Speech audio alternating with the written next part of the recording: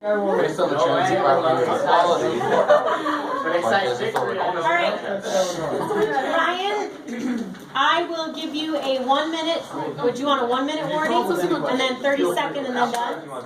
Since you're using the transit property. I mean, yeah, if you want, I'll probably cut a little short anyway, so yeah, sure. Okay. Alright, so we're going to do 6 minutes with the affirmative and negative constructive speeches. Ryan, are you ready? Okay, Okay, so go. we're discussing today, debating, resolved that the federal government should reduce the collection of metadata for general usage.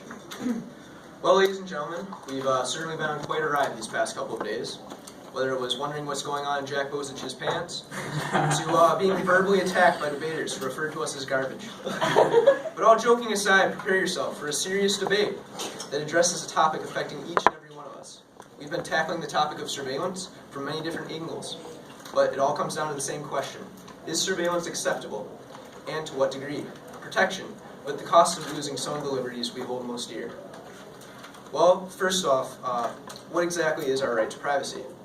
While the U.S. Constitution contains no direct express right to privacy, the Bill of Rights does show the concerns of James Madison and other framers for protecting aspects of privacy.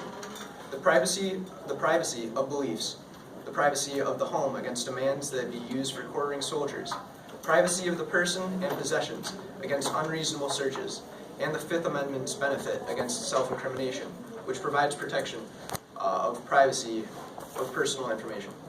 And let's not forget the Ninth Amendment, which states that the enumeration of certain rights in the Bill of Rights shall not be construed to deny or disparage, belittle other rights retained by the people. The meaning of the Ninth Amendment is elusive, but some Supreme Court justices have interpreted the Ninth Amendment as justification for a more broad reading of the Bill of Rights to protect privacy. Now, in ways not specifically provided in the first or in the amendments before it. So clearly seeing that privacy is addressed in many of our rights, it was important to the American people at the time, and it remains so today. But the question still remains, is surveillance acceptable, and to what degree? Protection, but at the cost of losing some of the liberties we hold most dear. Well, I personally believe our freedoms outweigh the protection the government claims to provide.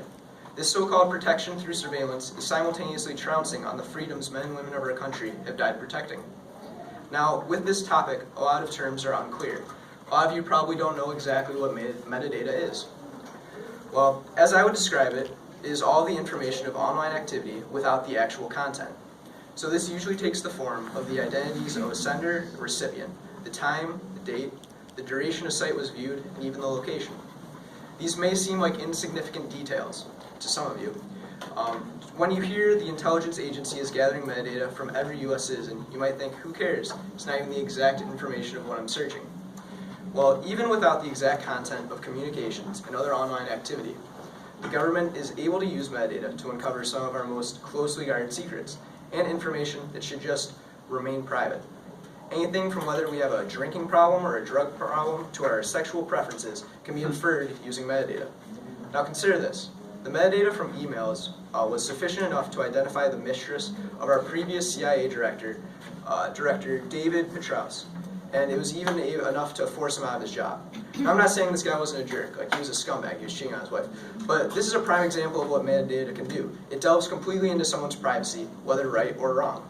The federal government's collection of metadata gives them an unprecedented amount of power over not only the individual, but our people as a whole. For them to have this much information on us, while we have in comparison very little information on the inner workings of our government, is grossly unbalanced. And those who have the most power should have the least amount of privacy and the maximum amount of transparency, but it seems quite the opposite today. Picture. Now, before we go on, I'd like the audience to picture something. The bald eagle, a symbol of our country's freedom, whose wings stretch across the skies to display its majestic nature and purity, its ability to simply spread its wings free from its earthly bonds.